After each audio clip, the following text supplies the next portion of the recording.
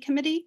And some of my fellow NICE members have agreed to help coordinate this meeting today, which our committee is officially hosting. We're a committee of the PTA.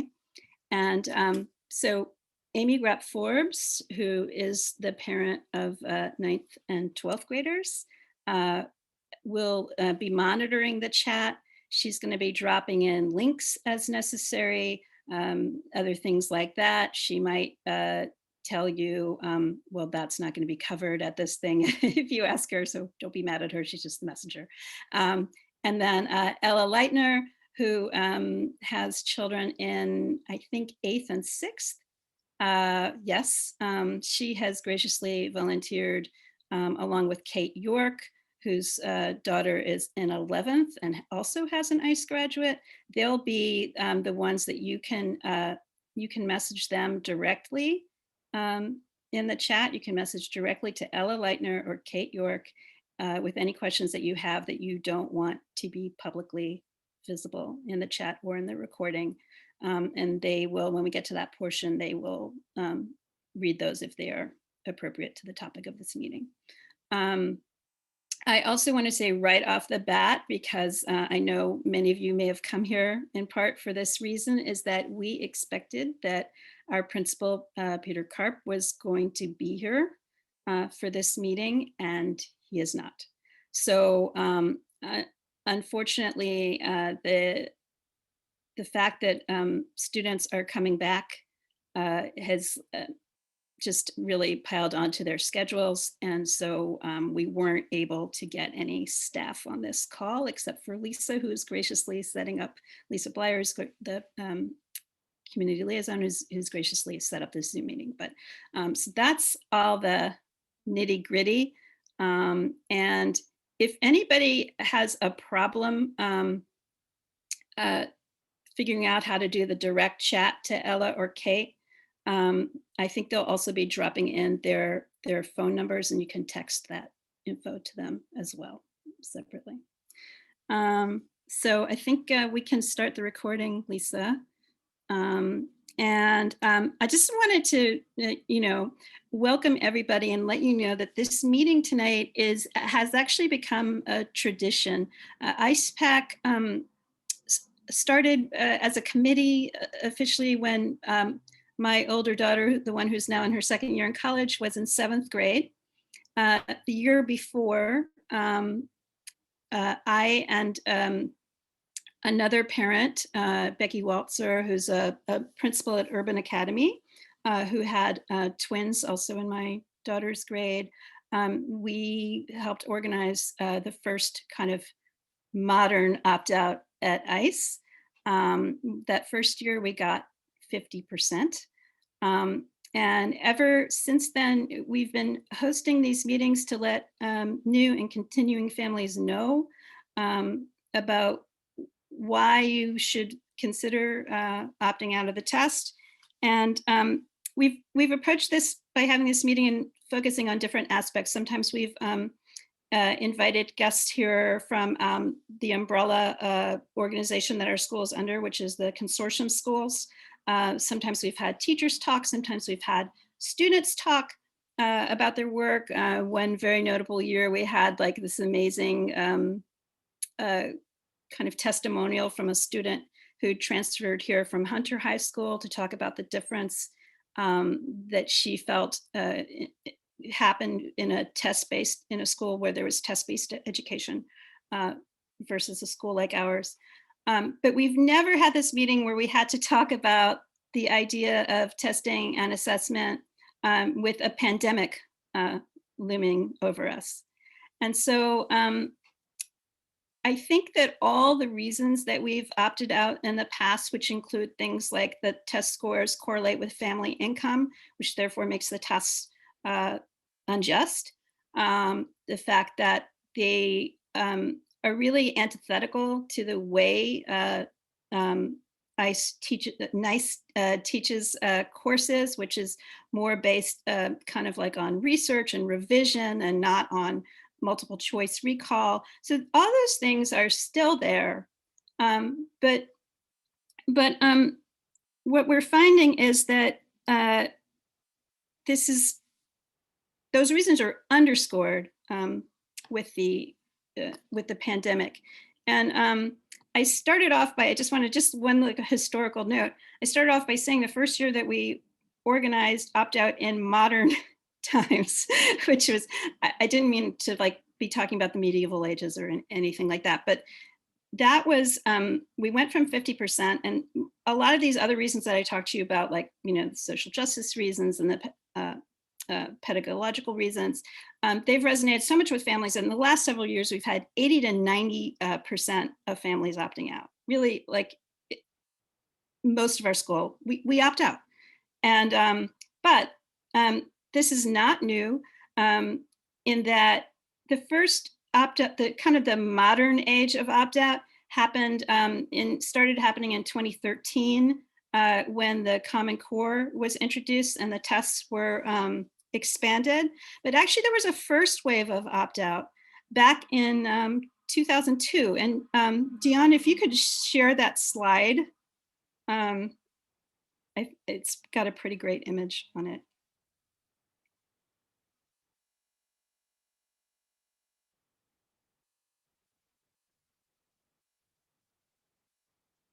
You can just pause it there. So this is 2002, and this is the students, the 8th graders at Institute for Collaboration and at School of the Future refused to take the test. And that was because, that was not so much because of the federal reasons that we do it now, but because New York State, for the first time, basically raised the stakes on these tests and said, if you didn't pass the 8th grade test, you could not go to high school. And so as a protest, students at our school refused the test. So anyway, we don't need the slide anymore. I can just go on. So in introducing my the next speaker, I want to talk a little bit about the topic. And when I said like this meeting is more around how the pandemic is affecting things. I'm sure, like, if you have not been living under a rock, you have heard kind of probably ad nauseum the term learning loss. And this is like invoked as a reason that we need to have the test this year, despite everything else, is that because our students have lost something and we can't find it and we can't recover from it unless we have these tests. And I would posit that this is a dubious notion. And I'd like to introduce our first guest speaker who joined our parent body this year. Her name is Bonnie Massey, and she is a middle school social worker, as well as a middle school parent here. And so take it away, Bonnie. Thank you, Kamala. So yeah, my son is a new 7th grader at ICE, and I'm not a social worker at ICE, but I'm a social worker at a middle school in the Bronx. And I have been working with adolescents in school settings for almost 20 years. And despite that, and talk about this stuff a lot, and despite that, I'm feeling a little bit nervous right now, being that it's my first time talking to like the ICE community as a member of ICE. And so, excuse me, NYICE. So I'm not gonna lie, I do feel a little bit nervous, and I hope you guys will be patient with me. I'm gonna share my screen and just want you to know that, again, I'm sharing my perspective as both a parent and also as a social worker who works with young people in school settings. So that's kind of like where I'm coming from. I'm going to share my screen. And if somebody could time keep for me, like just let me know when I'm running out of time, because I tend to just keep talking until people tell me to stop. Okay.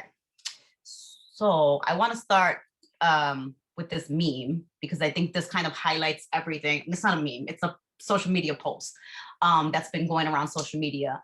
So I'm going to read it. To all those parents trying desperately to do learning at home, I had a parent tell me this week, I missed 4 years of school in Bosnia during the war, 4 whole years with a war happening. I came to Australia at age 13 with no English and no schooling since I was 8. I'm 33 and I have a university degree and a very good career. The kids will be fine. Don't sweat it. Every kid in the world is in the same boat. They aren't missing out and they aren't in a war zone. Chill. Their teachers are doing the best they can. You are doing the best you can. They are children. What they want is to feel safe and loved. And I think if you don't hear anything else that I say this evening, or if nothing else resonates, I hope that this will stay with you for a few reasons. One is I want to note that like sometimes we're like, oh, learning loss, oh, my kids are interrupted. And I want us to just think about outside of ourselves and realize that across the city, across the country, across the world, people have had all kinds of differences in their learning experiences. And that in some senses, it's like a very narrow way to look at learning, to think that it can only happen in the way that we say that it should be happening. And if not, it's going to be a disaster and people are not going to be okay. And I say that saying people are coming from all over the world, and even again within our city, like different experiences with schools and with schooling. And so I just want to put that out there. The other reasons that this is really important is I'm going to get into as we go, but I just wanted to start with that. So first I want to say kind of what Kamala was saying, which is that learning loss is actually a myth, right? So this idea that that it's been out there and people are talking about this constantly, actually people who are in like the world of education who've done this research, the idea, the learning loss myth, it comes a lot from what they used to call a summer slide, right? Like kids go out over the summer and then they forget everything when they come back and they've lost learning over the summer. And there's been lots of research that's nonsense, it's BS. If you test the kid on the last day of, let's say, 5th grade and then the first day of 6th grade, yeah, they have some stuff that they haven't used in 2 months. But when you test them with that stuff on the first day of 6th grade, it doesn't mean that they've forgotten that stuff forever. If they ever really learned it, it's still in their head, right? It's still there. And so really what they're talking about when they talk about like learning loss, we might be talking about like rote memorization, right? Like where we're, being pushed these like facts stuff down our throats, and we might remember that in time just to take the test the next day. And then after that, we don't remember it. Probably most of us remember that from our childhood or our school experience at some point. And that's not real learning. And usually research shows that people will still, even if you think you didn't use a particular math skill, or you forgot your times tables over the summer, usually even though the first day of school, you might get 4 times 4 wrong, within a couple of months, you're going to get 4 times 4 just fine. It's going to be 16. And so it's just not real.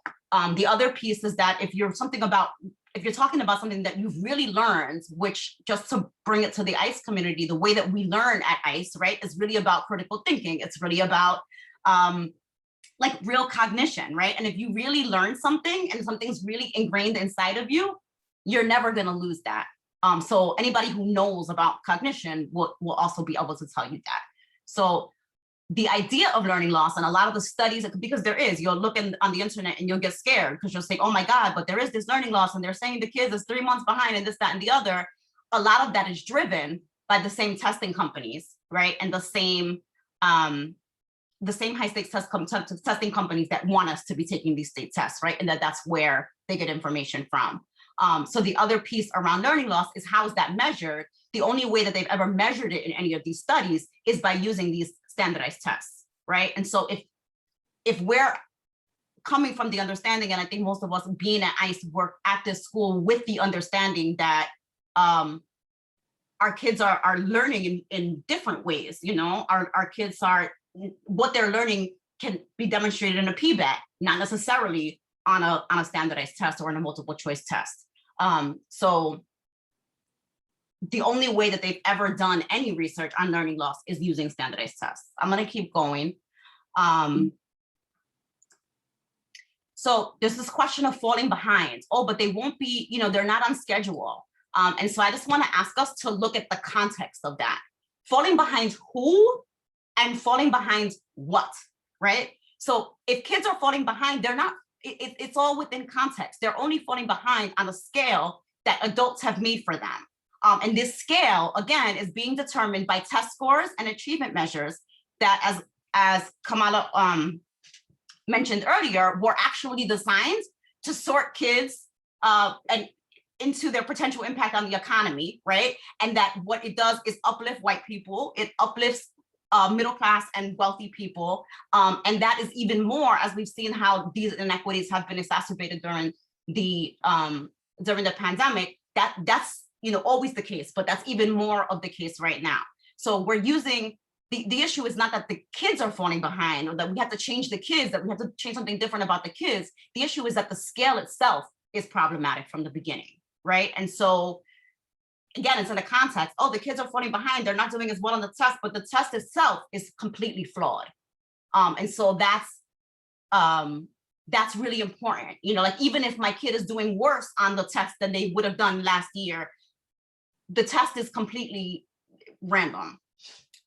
It's not random, actually, it's very purposeful. So let me let me choose my words a little bit more carefully. But again, the issue is not that it's what is the scale that we're using? And the scale itself is problematic. And that's the context. It's not real, falling behind. They're falling behind on this fake metric that we've created. And who's to say that that metric is actually accurate? And I would argue that is not. The other piece is that falling behind who, right? So again, it's like, oh, my kid is going to be behind. Who is my kid going to be behind? The whole world is dealing with the pandemic, right? This is something that everybody in the whole world is facing. And sure, people are dealing with it on different levels, but that's always going to be the case with any kind of issue that we face in our society. People are facing with it on all levels. And I would say, like, in a sense, it's almost like checking my privilege. Like, how much am I concerned about where my kid is at compared to, am I thinking about the whole world and how kids are learning? Or am I only worried about if my kid is falling behind somebody else? And again, it's like totally arbitrary. This is like a made up thing. Who are they falling behind? Everybody is dealing with the pandemic. So who, again, falling behind who and falling behind what? I'm gonna keep going. The other thing that I want to highlight is that our children are learning a lot. So for us to, when we think about learning loss or we think about being behind in the pandemic, it's also a question of, what are kids learning? Our kids are learning tons of stuff during this pandemic. I, as a grown person, working in a school, have learned so much just about the work that I do, have learned so much about young people, have learned so much about society. Like, there's tons of learning that we're doing as a part of this experience. And some of it's academic and some of it's not. I'll share a quick story. One of my students, I remember this in the beginning of the year, she missed a class. And she, her teacher said, hey, student, how come you didn't come to class? And she said, oh, my grandmother was teaching me how to crochet. And the teacher was kind of like, okay, like, I can't really get mad at you. We weren't doing anything that much more important than you actually learning from your grandmother how to crochet, and what other cultural experiences come in that, and what other like sources of knowledge and information. So I think it's also really important for us to remember school is not the only place that we learn, and that kids are learning. They're still living. If they're breathing, they're learning. And especially in the midst of a pandemic, like, we're all, if you can sit here right now and say that you haven't learned stuff, that new skills, right? New ideas, then you must be dead. Like, we have been learning things throughout this whole year in the same way that we have, so have kids. And a lot of these things are important and are just as important as anything that they would be learning in a classroom. The other piece that I want to point out is that our schools it's not that we've been on vacation for a year. Kids are learning, and our teachers, my experience so far in NYICE with my son is like, he's learning academic things too, and I just want to shout out teachers and educators who are doing that work, because they're busting their butts and they're learning new ways to try to reach kids and to try to do things. And kids are learning. I've seen learning from young people all across our city in many, many ways in a classroom, even just like my kids all in my school all have had to learn how to navigate the computer in a way that they never get navigated before. And in 2021, that's a skill that's going to be super important, right? So I just want to think about, when we're thinking about learning, all these different parts of learning and how they're happening. I'm going to keep going. So the other thing that I want us to point at, and this sort of becomes like my central point, and how it also relates back to opting out in the tests. Is taking, lessons from other experiences that we've had where schooling has been interrupted. And people have had then, in other disasters. So there's been a lot written about the lessons that we learned from the schools in New Orleans in after Hurricane Katrina, as well as others. And so some educators that came out of Katrina, and they handled it pretty bad there. They privatized their whole school system and turned it into charter schools. And you hear a lot of the reflection that came out from educators there. And here's some of the things that they had to say. That the curriculum coming back into school, the curriculum has to be responsive to students' needs. So if it needs to be reviewing things, if it needs to be slow, if it needs to be accelerated, if it needs to be fast, if it needs to be about a particular topic, like it has to be student-centered. And that's the antithesis of what's happening when we're preparing for tests or when we're focusing on testing. The second thing is that schools do play, and we have to just know it and embrace it, that schools play an essential role in children's mental health, and young people's mental health. And so that has to be centered within the school and within the work, especially after something that has been as traumatic as a hurricane or as a global pandemic. And so we need to think about staff being prepared to deal with mental health, and their mental health being supported as staff members. And so those are also resources that have to go into training, money, staffing needs, preparing to do that work. That's really difficult work, right? But like, how do we become a school that really can respond to children's mental health needs at a time when we're coming back from what we're coming back from? And where it's still ongoing, right? And so then the other piece is that social emotional learning should be centered. Again, antithesis to what's happening when we're focusing or preparing on tests, that there actually has to be curriculum that is focused on the social emotional learning pieces. And then also that there is zero tolerance. So a lot of these schools started having zero tolerance policies. If you wear your mask, if you take your mask off, you're going to get suspended, or, these kinds of things. And there's a lot of caution that is an absolute no, that all that does is isolate kids more and create worse problems. So I'll keep going. So with that said, part of why I'm so passionate about this and it gets me so riled up is because of the fact that the social emotional struggle going on right now for young people is real. And for old people like us, but for these young people is real. And so if we're so, all this concentration, all this talk about, oh my God, we have to focus on the test, so we have to focus on, the academic learning and this and that. If we can't do everything, we can't put all our resources here and then this one is just empty. And I've seen that even in the start of the school year, everybody, the buzzword was trauma informed. We're all schools now, we got to be trauma informed. And I'm not making fun of being trauma informed. What I'm making fun of is the idea that we all said we were going to be that. And I'm not going to lie, when people went back to school, as much as we tried, correct, the academic, the demands that are coming from above are still coming down your throat as an educator. And when it comes to actually there's not a lot of time, right? How much time do you have on a Zoom call to do work with kids? How much are we really being trauma informed? How much are we really addressing kids' social emotional needs? Because we're so focused, we end up becoming so focused on the academic skill piece and learning loss and these other things. And again, I'm not saying that academic learning is not important. Obviously, I think it is. That's why I work in a school. But I'm just saying that these pieces have to be both considered. So I know that there's another speaker who's going to really talk more about kind of what we're seeing with young people in terms of their social emotional struggles. But I just wanted to highlight a few things. This is what I do all day, every day. One thing that's really hard is that the pandemic is going on and on. This was something in the beginning that was it happened and now we have to have a change and maybe we're, going to be home for a few weeks. And now here we are a year later and it's on and on and on. So sort of in our minds, the thing that we can get to push through in the beginning, right? As a young person, so all right, I'll do this. It's sort of the motivation is just going because this is going on and on and on. And the ability to push yourself is very difficult.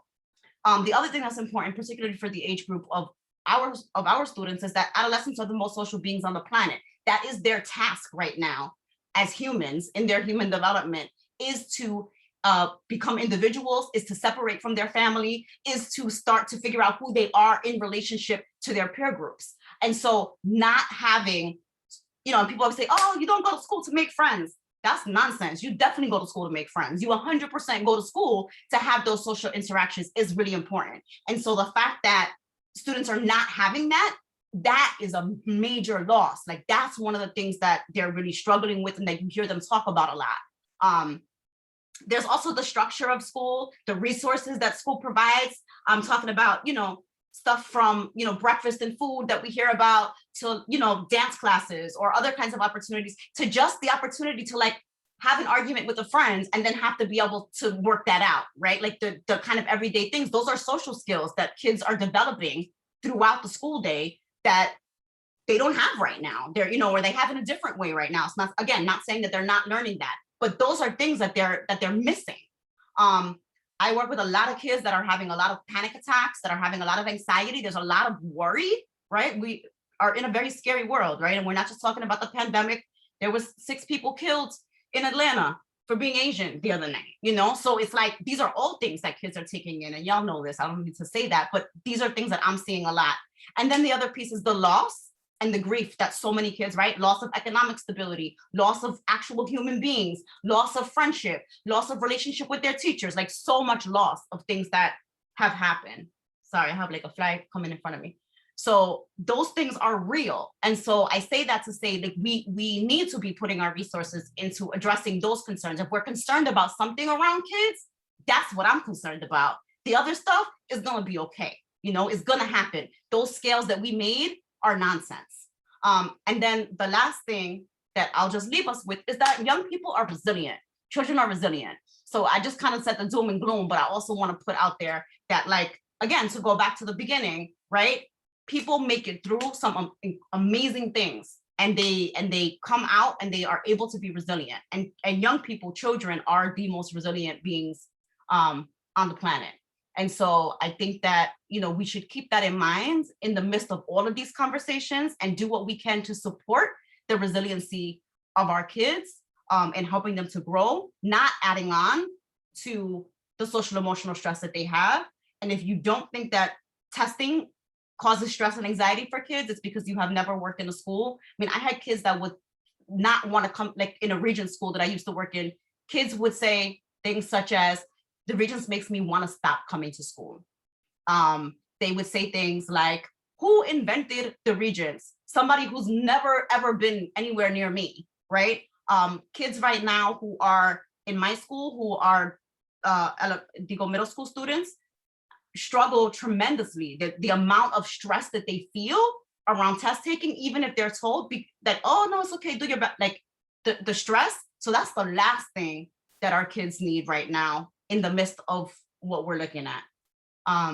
So I hope that this was helpful or interesting or, insightful in some way, shape, or form. And thank you guys for letting me take some of your meeting. And I'm gonna share, and then I have a bunch of resources, like articles that you might wanna look at, just to sort of like read some more about this. So I'll share the link to this PowerPoint in the chat. And that way, if anybody wants to kind of look at these links, you're welcome to do that. Bonnie, thank you so much. I'm so glad that you were able to join us and talk to us. And I mean, especially your last words there made me think of so many things. So for example, like, talking about the stress being real. I have to admit, when I first came to this the movement of testing resistance, it was from a very intellectual place. And in fact, I was very, I didn't even want to talk about the stress part because it felt like, oh, that would be really easy to dismiss as like snowflakey, but I've talked at different schools. I've been invited as a speaker, and that level of stress that you talked about was especially evident when I've talked in Title I schools, like largely Black and Brown schools, because I think those students already, in high poverty schools are already facing so much stress. And, parents would talk about their children literally pulling out clumps of hair or, pulling out their fingernail. I mean, just it was, I just felt like, oh, this is like, like again, like my take was to come from it from like, it doesn't make sense in terms of brain development, or it doesn't make sense in terms of it's socially unjust, but that this emotional piece is very real. And I know at my kids' elementary school, which also became a big kind of opt-out center, when that happened was when the teachers observed the students, especially the students who were in the so-called self-contained classes, the all special ed classes. Um, and the teachers spoke really movingly about how they would see kids banging their heads on desks. They would see kids who normally your teacher, like they're encouraged, if you have a problem, you speak to your teacher and you work things out collaboratively. And we also go to a collaborative school, right? And it's a very artificial and way to say like, well, no, now you're taking this test. So like, if you have a problem, you can't really ask me to help you. Like, I'm not allowed to talk to you right now. And it doesn't fit in with the whole way that the rest of that particular school worked. And I think it also doesn't fit in the way that our school works. It's the Institute of Collaborative Education. And I would say in my life as an adult, it's not how my life works. There are very few things that I have to do all by myself, and I can never ask anybody for help, or I can never go look up something, in a book or online. And it's a very, very artificial construct, which on top of that gives people pain and stress, and children pain and stress.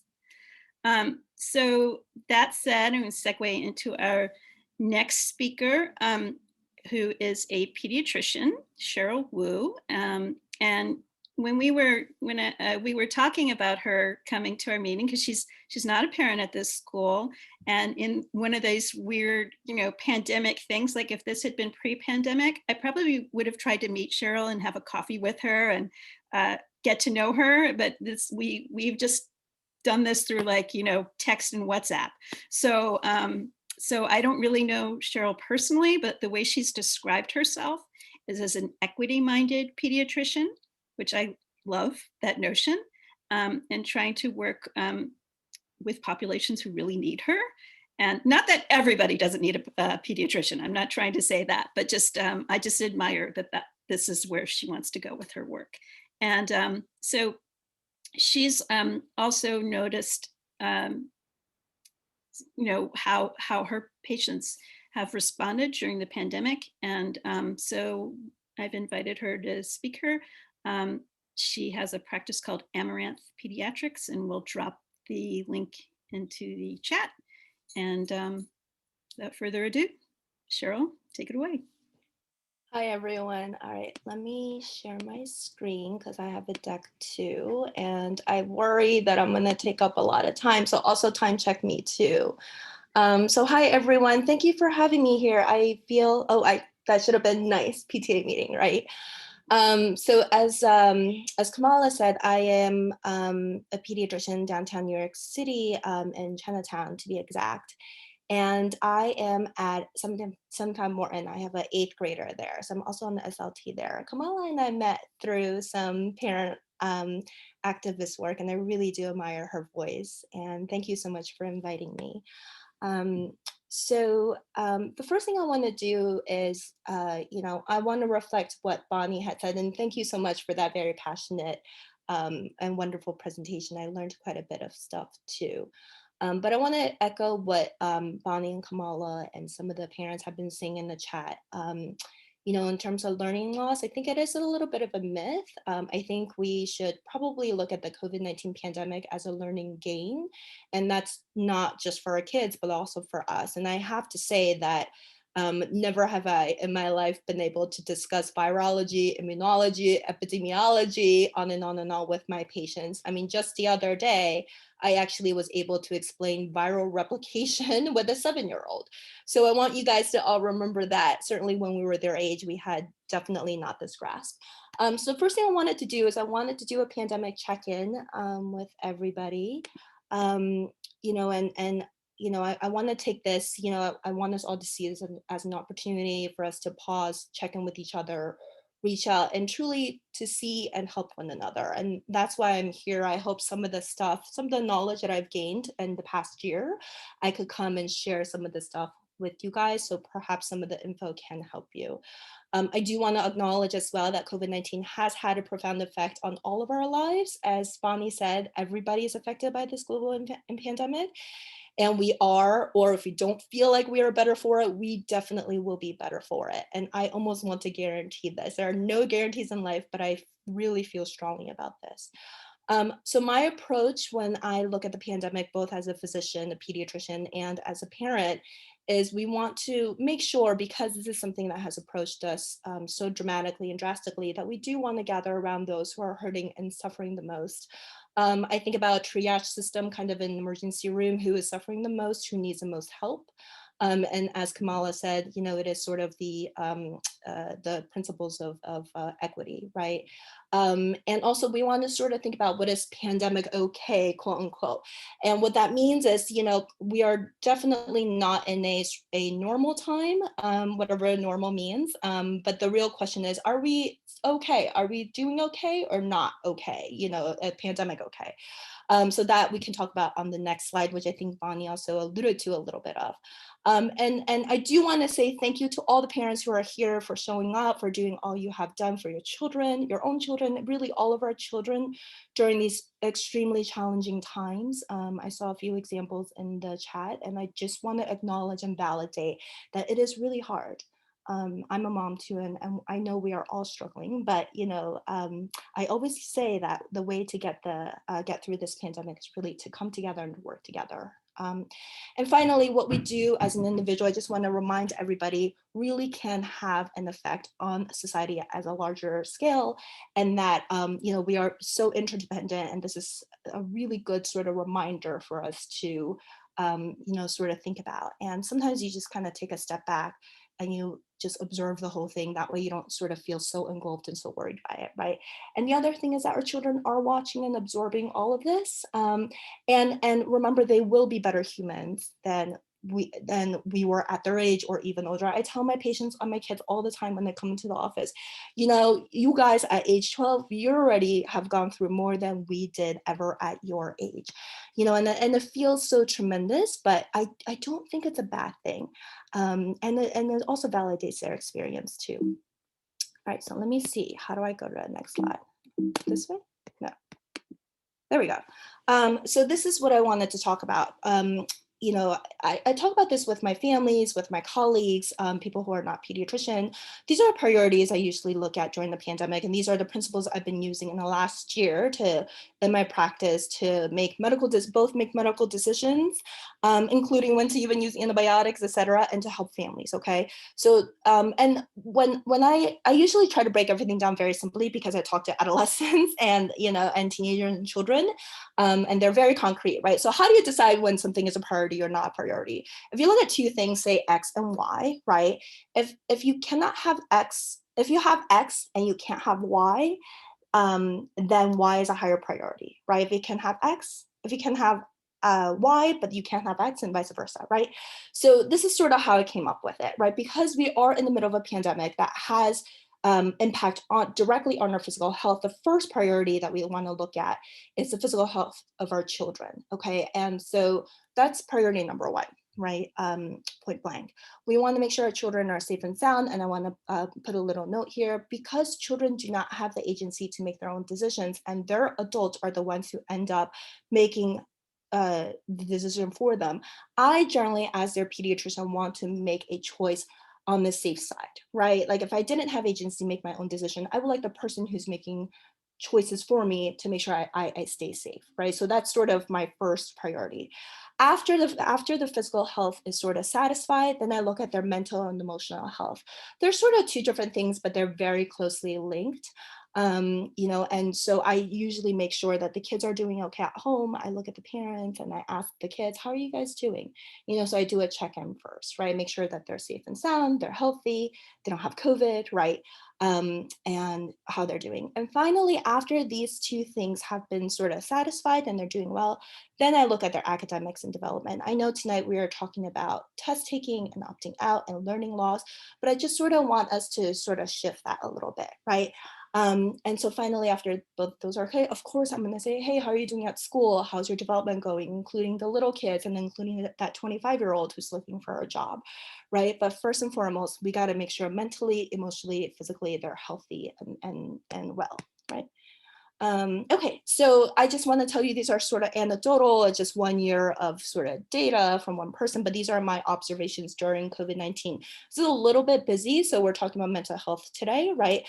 So I feel like the kids who seem to be doing better than those other kids who aren't doing as well in terms of their mental emotional health are the ones who quote unquote have a good setup for school. In the beginning of not the pandemic, but the fall of 2020 to 2021, I have a lot of kids coming in saying like, I just don't feel motivated going to class.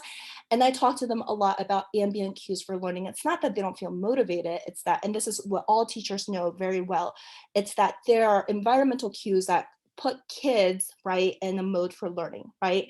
So I talk to the kids a lot about setting up your computer, setting up your desk, kind of have a school area, right? And computer and Wi-Fi that work, which is also part of the whole equity work within the city that we need to make sure that every single student, has devices at home, right? So that the time frame for that is usually about 6 to 8 weeks after in September. After about 6 to 8 weeks, kids are sort of like figuring that out. The second thing is those who have figured out a schedule, routine, rhythm. I know we hear this all the time, but basically, these are the kids that have figured out what their schedule is and remembered it, and then they got used to it. That takes about 2 or 3 months. And I want to give you an example of a high school senior. So it's one of my patients. His dad works outside the home daily, and what happens is, it was his last year in high school. This is probably in November when he came to me, and there was some evidence that he was starting to get depressed or anxious. And he told me that his schedule was kind of all over the place. Some days he would have to start school early, some days a little later, and he's also waking up and making breakfast and lunch for himself. So I actually sat down with him, looked at his schedule, and said, you know what, wake up every single day at the same time. On the day that you have class early, have your dad make your meals the day before. And he figured it out, so by December, he actually felt much better and he was able to get his college applications out. And this next thing is very important. Okay, I ask this of every single child. Do you have every child has a phone, I guess, right? So 5th or 6th grade older.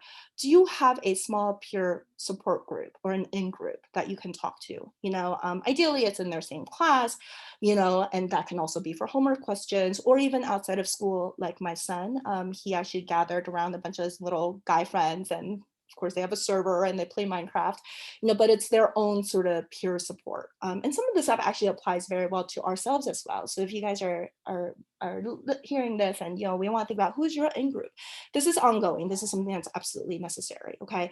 And then of course, all these 3 things, which are pandemic specific, all in addition to, the kids who are doing better, these are things that we sort of have been talking about, higher socioeconomic status, going to school in a supportive and nurturing environment, such as NICE, and Senpai Morton is doing a great job, especially schools who are doing quite well on IEP statuses of children, addressing children's special needs and learning differences. Oh, that's a typo. So, children who do not have sick and medically vulnerable family members and parents who are not under-resourced. And by under-resourced, I mean basically parents who have the time and the energy and other resources to help themselves and their children. And I feel like, again, this is still ongoing and anecdotal, but I feel like I'm starting to see the effects now. So sometime in January, February, March, right? Because some of the stuff is developing as we see. And those who are at risk, meaning those who do not have these, these particular factors.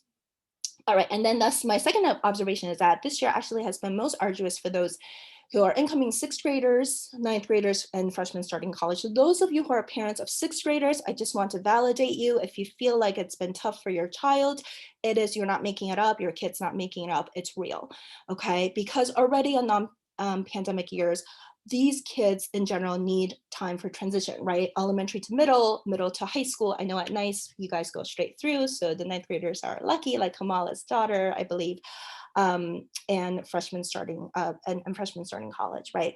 And then especially I noticed those who are 100% remote from the get-go, the reason is because they don't have a chance to go into the school building. They don't have a chance to understand how their new school works, right? They don't get to see their teachers and be in the same room as them, right? Versus the 7th and the 8th and the 10th and the 11th, 12th graders, right? And then of course, those who are multi-language learners, those who have an individualized education plan, those who have learning differences, and then certainly parents who do not speak or read English and or are under-resourced, which a lot of my patient population are. Okay, so let's talk a little bit about mental health. So these are the statistics that are last published by the National Institute of Mental Health from 2017. So it's about 4 years ago now, I guess. So in terms of, the two main things I do see are depression and anxiety. Generally speaking, there is sort of an increase in uptick in prevalence. So the number of cases in a group of people at at any given point in time, in adolescence compared to say the rest of the lifetime in general. So about 13.5% of adolescents aged 12 to 17 years of age have depression. And that's having one episode of depression during the time of their lives, right, between 12 and 17. And if you look at that, it's actually 20% of girls, so 1 out of 5 girls, and then 6.8% of boys, which I kind of wonder a little bit, because I wonder if we're actually socializing boys to not talk about their feelings, because I do feel like it's probably a little higher than that if we really sit down with all of our boys and talk to them. It is highest among kids who identify as 2 or more races. And this is the one thing that's quite significant. Out of those who have an episode of depression, fully 2/3 or 7 out of 10 kids have severe impairment. And when we say impairment, we talk about functional. So their school, with their family, with their friends, if they work, there's some sort of impairment within one or more of those areas. On the other hand, anxiety and depression have been described as 2 sides to the same coin. I sometimes talk about it's a similar sort of feeling almost, but it's opposite energy, right? Anxiety is sort of high energy, this sort of antsiness, can't stop worrying, unable to relax, and depression is sort of on the other sort of polarity of that, right? So a full 30% actually of 12 to 17-year-olds have anxiety, and this number has gone up. If you compare to 10 years before, it's increased drastically. I think there's a multitude of factors in this, unfortunately, and this is the reason why I say that I think the pandemic will make us better. I think because the pandemic has unearthed a lot of these issues, and hopefully we can change some of those factors. And if you break that down again, close to 40% of girls have an episode of anxiety, and then 26% of boys. And then as opposed to depression, fewer than 10% have severe impairment. Now, you guys might wonder why there's more for the girls. And, I think one of the things is what I said previously, I'm not sure if we're socializing boys to discuss their feelings or to sort of express them. But also on the other side, I think the things that teenagers are supposed to be doing, I think a lot of times you sort of put a negative spin on that for girls. For example, expressing who you are, your sexuality, so there's quite a few things in there as well. And finally, and this is interesting because Kamala, talked about stress, right? So there is most definitely a positive relationship between depression, anxiety, and stress, right? Meaning the higher the stress, more likely a child will be depressed and anxious. And in terms of stress, I sort of broke it up into 3 different areas.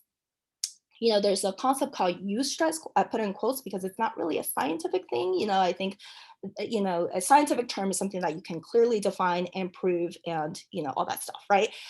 But eustress in general basically means it's the right amount of, I guess, stress that a person has to endure in order to develop, right?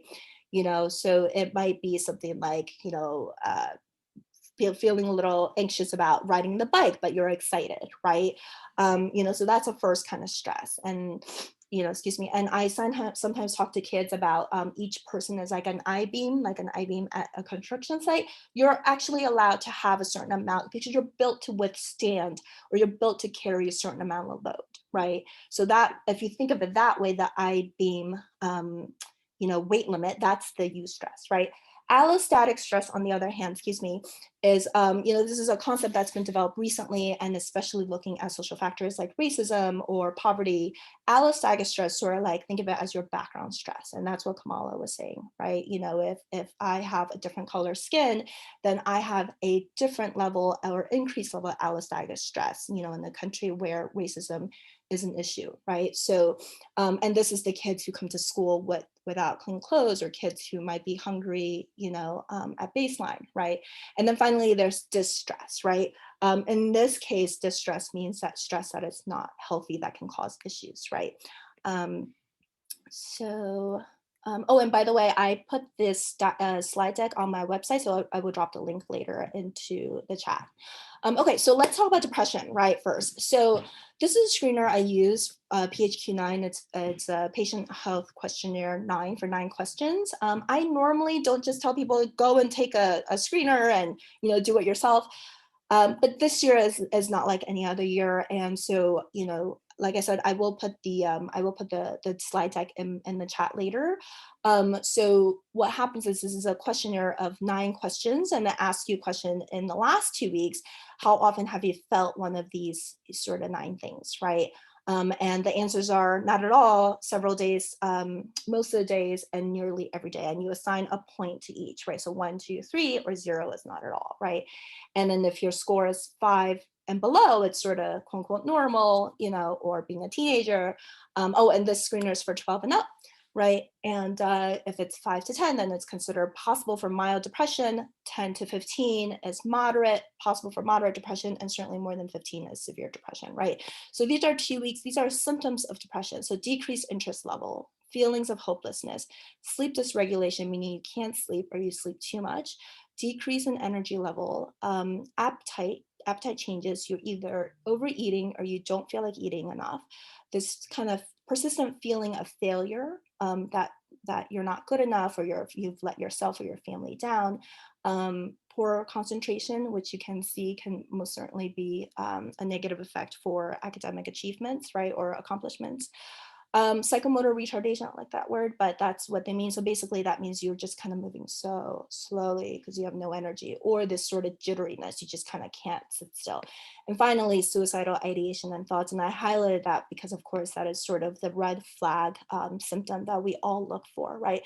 And in terms of ideation, the difference between ideation and thoughts is I always explain to, including the kids, this is kind of like when depression has gotten more severe, or the symptoms have gotten worse, I try to normalize a little bit. Like I describe, it's kind of like if you have a cold and you have a cough.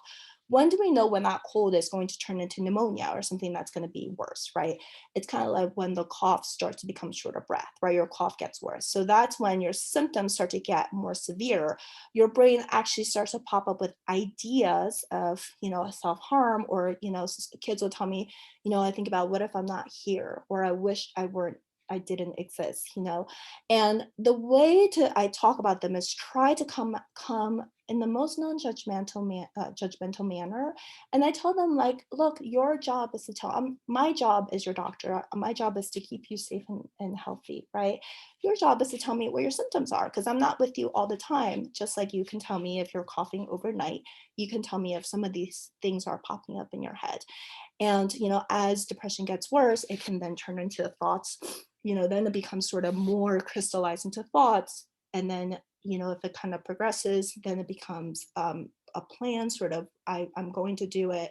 How am I going to do it? And et cetera, et cetera. And the way I approach it is I educate children, because I do believe knowledge is power, and you're afraid of what you don't know. So I explain to them, this is how it happens. Just the same I would explain to them coronavirus or diabetes or something like that, and I say, this is how people can get really hurt, right? Okay, so that's depression. And Kamala said, let's put in some sciencey stuff. So here it is. So in terms of adolescent depression, there are a few models that we try to explain what it is. We sort of know how it happens. We know what works, but this is a model. And I try to do a little bit research. So I think this is what we have right now. So one of the things, like I explained before, stress, there is a correlation between stress and depression. How is that the case, right? So if there is a prolonged exposure to stress, of course, there's a genetic sort of model, right? People who are more prone to depression, people who have a family history of it. That's certainly one ideology or reason for depression. Another model explains it as a stress or neurobiology model.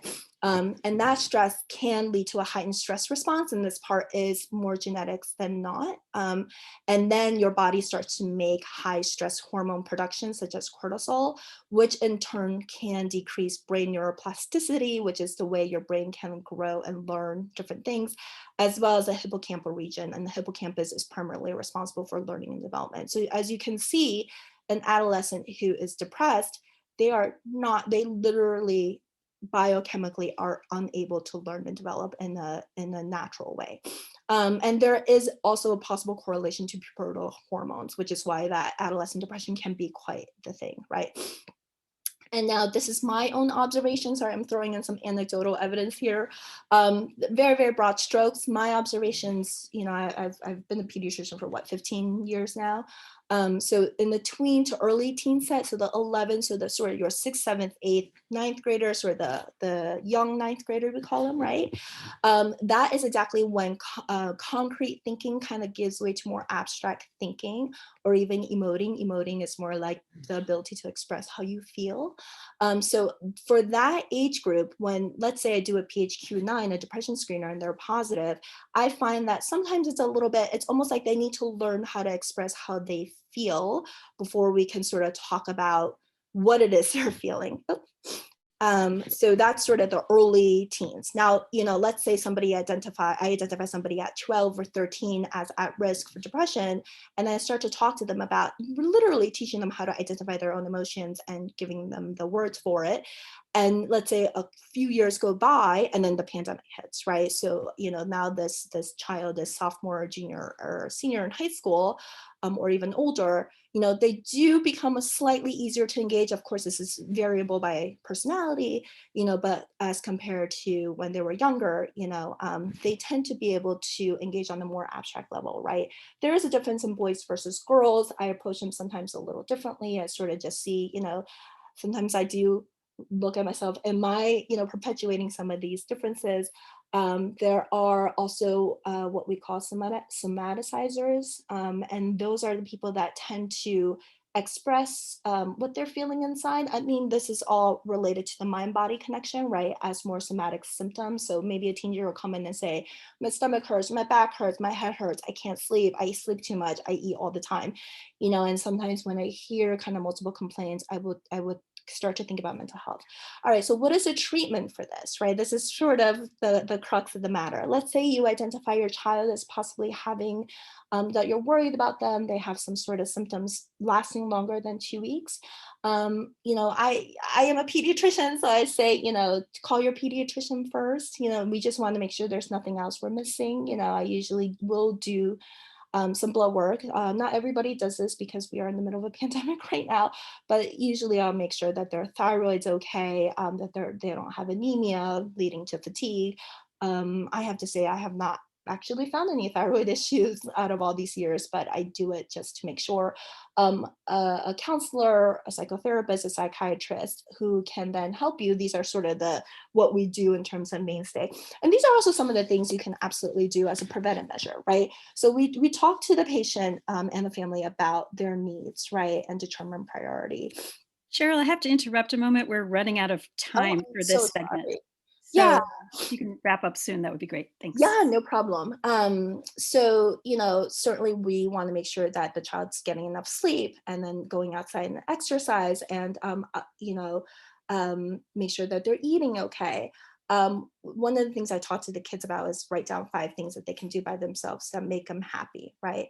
And then finally, I do sometimes write notes for the school. If the academic stressors are kind of getting them down, or affecting their emotional mental health, I do write a note for them to allow for any extension. And finally, here we go. So anxiety, like I said, is the other side of the coin. And it's 7 questions for general anxiety disorder. And these are the symptoms: feelings of nervousness, continue worrying about many different things, trouble relaxing, feeling restless and antsy, and feeling irritable, easily annoyed, and the sense of doom, like something bad's gonna happen, right?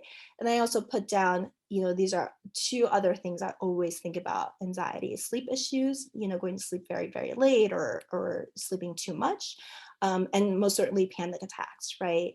And those are just sort of acute and sudden onset of a lot of this constellation of symptoms: palpitations, hyperventilation, dizziness, nausea, sweating. How do we help? So sleep regulation. Again, sleep is the anchor for good mental health. We look at the stress, right? I talk to kids about stress and anxiety, their relationship between the two. This is sort of for the kids who can understand that. And also it's good for us too, right? Figuring out what you can control, whatever you're worried about, versus what you cannot control, right? And I also engage the child. I say, hey, what do you do to relax? Think of 5 things that you have done in the past that can help you relax.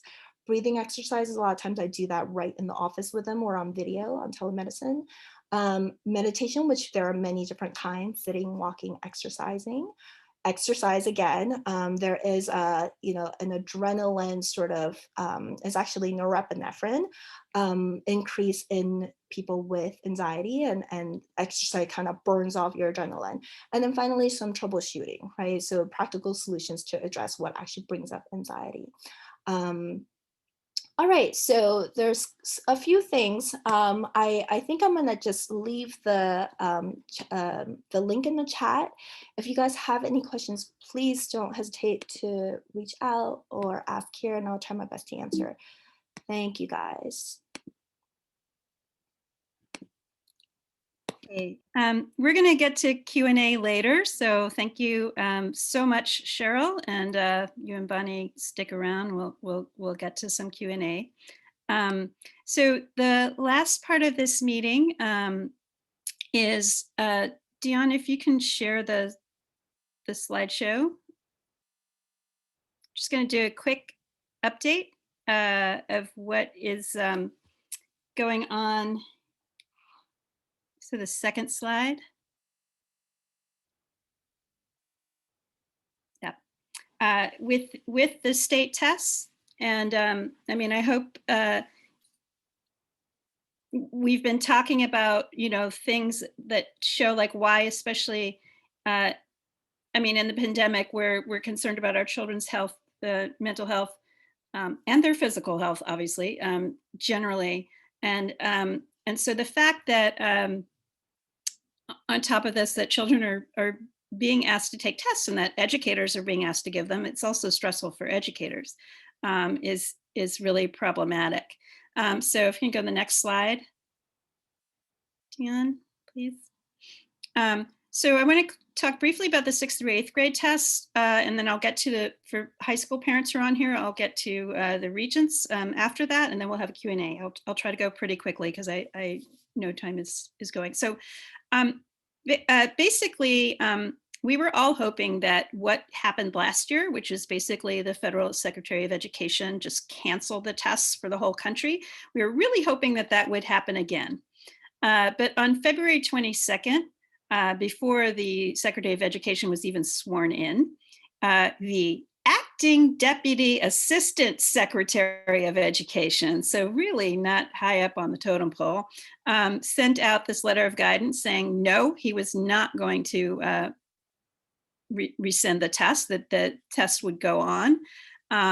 This guy's name is Ian Rosenblum. He's affiliated with an organization called Education Trust, which is actually run out of New York, and they are big education privatizers. They believe strongly in standardized tests and charter schools, and a lot of other things. A lot of it's cloaked in civil rights and equity language, but if you follow the money, it's the Walton Foundation, the Gates Foundation, et cetera, et cetera.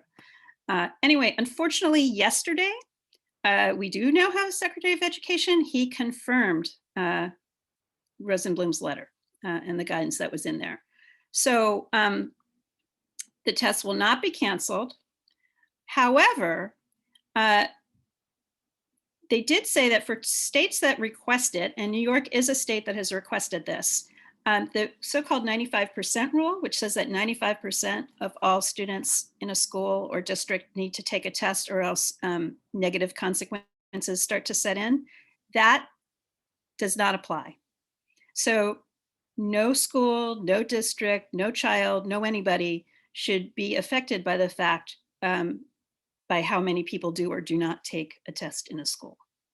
They also said that the test scores from a school that emerged this year cannot be used to mark that school as struggling. And marking a school as struggling is problematic because it's often punitive. It comes with a lot of excess paperwork and monitoring, a lot of directives that are not child-centered and student, the things that we were talking about. So it's really not a great thing to be identified as struggling. Next slide, please. So this is what our state has done with this guidance. And our state education commissioner is Dr. Betty Rosa. She's from the Bronx. And she said that the guidance had left open whether or not states could give tests remotely. She has very specifically said, New York State will not offer the test remotely. So you cannot take the test at home. And she specifically cited equity reasons that, there are too many students who don't have access to devices or to reliable Wi-Fi. And this is the other thing that she said, which is fantastic, which is that students who are remote do not need to come in to the buildings for testing. You do not, so you can't take it remotely and you don't have to come into the building. For people who will be taking the tests, they are going to be shortened. The 8th grade test will no longer have the hands-on part, which was only reason why people liked the science test better than the math or English test. And the math and English tests will also only be one section each. While these tests are normally like way too long, if they're way too short, what can they tell you? I mean, it's like, it's really kind of unbelievable to think that, your child answers 10 questions and then you know how they did for the year. So, I take this last bullet point as meaning they're even more pointless than usual. Next slide, please. Okay, and so here's what's happening on the city level. So I'm going to take 2 minutes for a little entertainment from something that our former chancellor said. So Dion, if you can click on the link in that.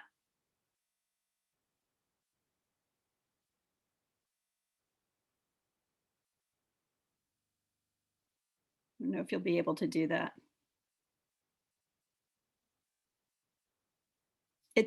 Yeah, if you.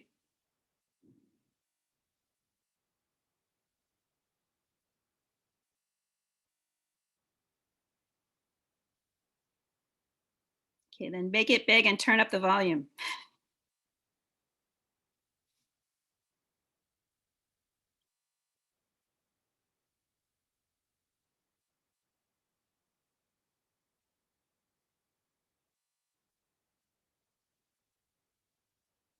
Okay, well, maybe that's not going to work. I don't. Okay, we'll drop the link in the chat and you guys can look at it on your own. But basically, what the chancellor came out saying the day before he resigned was parents opt out. The truth is that he kind of came into this position with this thing, but the pressures of his boss and the job, he it kind of never made that clear, but you very, very specifically said to parents that there is on at least 3 separate public occasions that you have an opt-out right and that you should exercise it. Unfortunately, in contrast, our new chancellor said, and I quote, "I think we have to have a way of assessing where our students are academically. I don't know if it's just the state test. I think there are a lot of ways to do that." So this to me does not inspire confidence, but we'll have to see. But I think what it means is like, please, like, stay tuned. And also, anybody who's interested in working with us at NICEPAC, please say so in the chat, because we're going to have to be organizing to make sure that she's not going to try to use these tests in ways which they shouldn't be used. Okay, next slide. So next slide. So the Regents exams are the exams that New York State gives. If you're not from New York State, you may not know about this, but New York State gives these Regents exams that are required for graduation. This in itself is a problem because tests that have states that have tests as exit exams, there's a higher correlation with those states and incarceration rates. The more you try to like tell students you can't graduate unless you have tests, the more likely they're to drop out of school and end up in jail. Anyway, we happen to be part of something called the New York Standards Performance Consortium, and that means that we are one of about 40 schools in the state that are exempt from most of the Regents exams. Now, the compromise with the state is that our high school students still have to take the ELA. They usually take them in 11th grade, I think. The Board of Regents, for those of you who might have children at high schools and other places or want to tell friends about this, the Board of Regents has canceled most of the Regents exams, but a few of them are going forward because they are federal requirements, that there's what's called grade span testing, that you have to test at least once in the 4 years in English, math, and science. And so they still have to offer the ELA because of that stupid federal memo I just told you about. However, to blunt that, the state is going to, and this is something really that shouldn't have taken a pandemic, but they are going to decouple the test results from graduation. So that means you no longer need to pass the Regents in order to graduate from high school in New York State.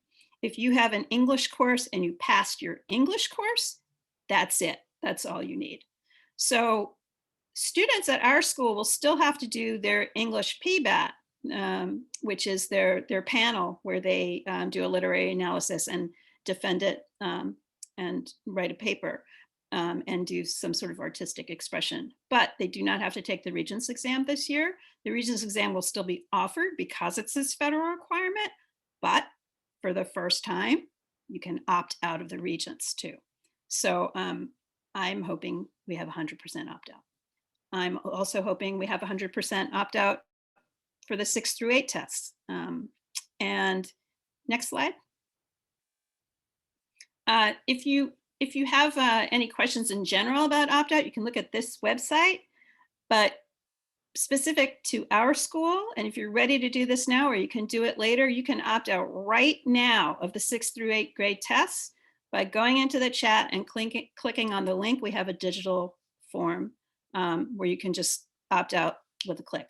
So technically, if your child is remote, you actually don't have to do this since they're saying it's not going to be offered to remote students, but we're asking everybody to do it just in case there's any confusion of like who's on, who's classified as remote, at our school versus on the DOE rolls, et cetera. So asking everybody to opt out.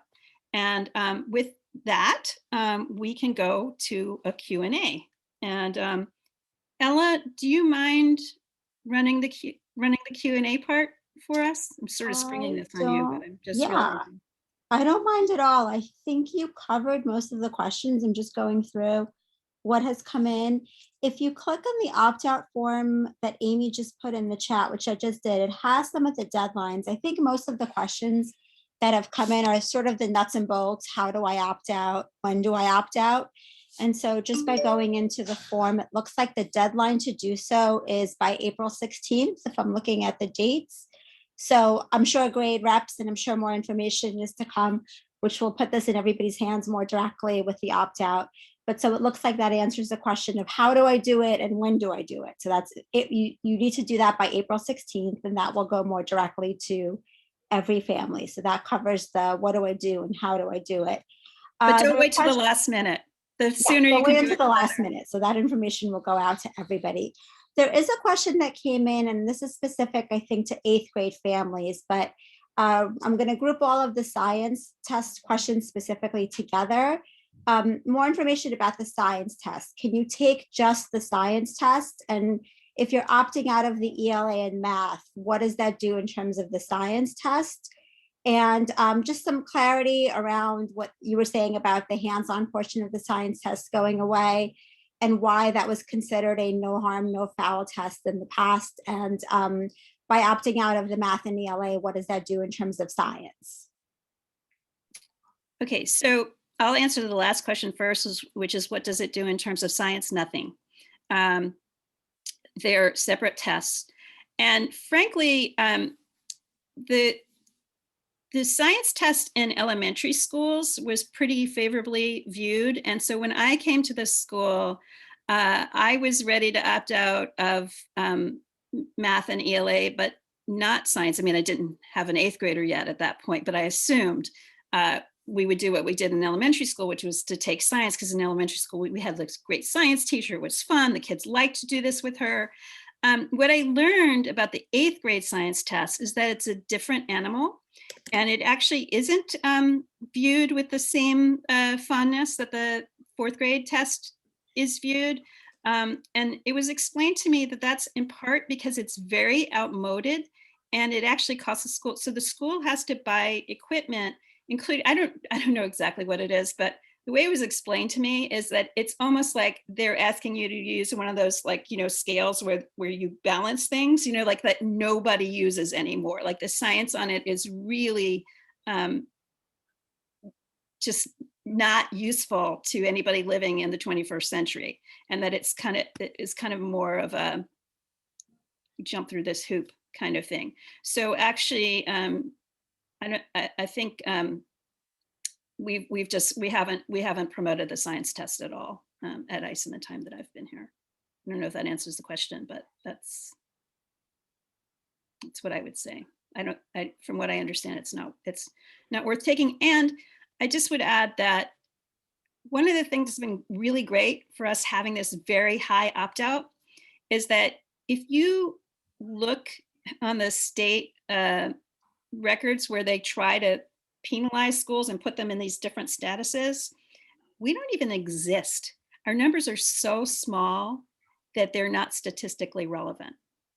If we start having more people taking more tests, that's going to mean that let's say 5 students or 10 students are going to speak for the entire 70 people in the grade.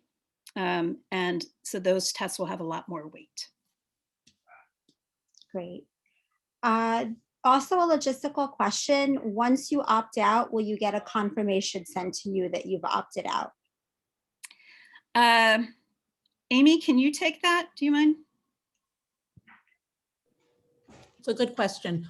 What happens when you use the form is that an email is generated that goes directly to Kristen.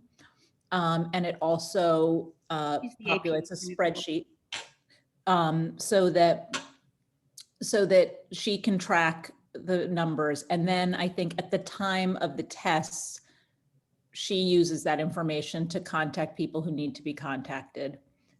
You'll get just a confirmation when you submit the form that pops up and says, thank you for submitting it. Your opt-out letter has been sent to Peter Karp and Kristen Panici. Okay, great. So then a confirmation that the form that's being distributed to families is only to opt out middle school families. That is correct. That is correct. We just learned this information about the regents yesterday, basically. So we don't have a form yet. And we haven't spoken to administration about yet whether they'd like us to do it the same way or or how else they'd like to handle it. So, we're not, but those aren't until June. So there's more of a timeline on that. But this was our last chance to talk to the parent body before the 6th through 8th grade tests. So we have everything ready for that now. So it sounds like more info will be forthcoming for families that are at the high school level regarding regions and what to do for specifically for regions. Okay, great. This is a question for a first timer, middle school. I think you might have answered this. Confusion regarding the state test going forward with the test. And is it true that remote students don't have to take them, but hybrid kids do at the state level? And I think you covered that if you are remote, you don't have to, but if you are hybrid, you don't have to take the test, but you still have to opt out. And I think you clarified that if you are remote, it's still a best practice that you should fill out the form so that it's considered that you've registered with NICE that you are not taking the test officially. That's correct. I would just emphasize that no one has to take this test, whether they're remote or in person, and they haven't ever had to take this test. And this is information that is hidden from you, despite the City Council in 2015 passing a unanimous bill saying that the New York City Department of Education had to inform parents that this was their right to refuse this test. But if you're coming from other schools and you're new here, you may not know that. And you may have, to the contrary, you may have been told that, if you want to opt out, you got to go meet with the principal or something like that, which is really just a way that you have to go meet with somebody who's going to talk you out of your decision. So you absolutely do not have to take this test. And just as Ella said, it's just that if you're hybrid, you really have to register that, because it's not enough to be absent. You have to physically say you don't want to take the test. And then I think the only other question we have, I'm going through the chat, I think we've covered everything else pretty specifically. The only other question was specific to guidance around screen time, which Cheryl put the answer in the chat, but it would be helpful if we could send a follow-up with some best practices around screen time, maybe broken out by age, because I think there was really great conversation around that. Sorry.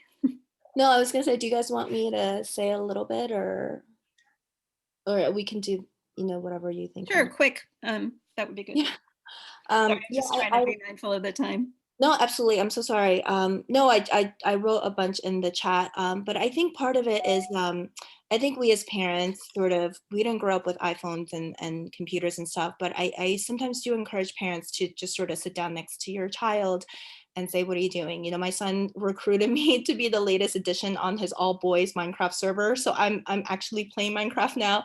But part of that is you can also sort of think about what they're doing and how we can, talking about learning and development, right? How we can actually utilize what they're doing already to help them with their development. So for example, my son actually started to write a history book. He started to co-author a quote unquote history book describing the events that had transpired on Minecraft. So I want to encourage everybody to kind of use that in a very creative way and talk to your kids. They do need to self-impose some of the limits, and sometimes we have to put our foot down and all that stuff. But if you sit down and put your time and energy, we can definitely maybe do another one for this. Okay. All right. Thanks, guys. Thank you. I do want to be sensitive to families. Again, we want to be judicious. So there are families that are interested in taking the tests.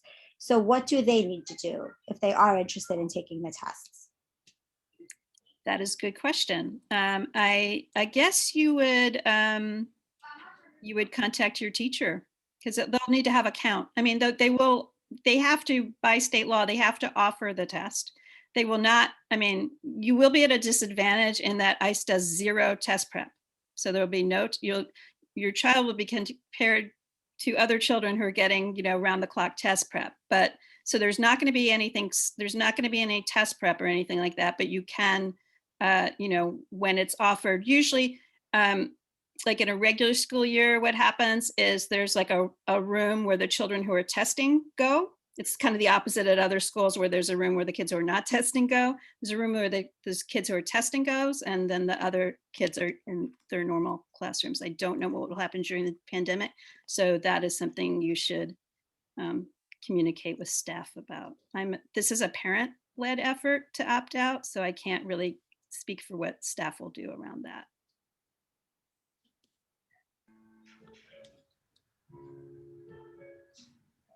Are there any other questions? Right.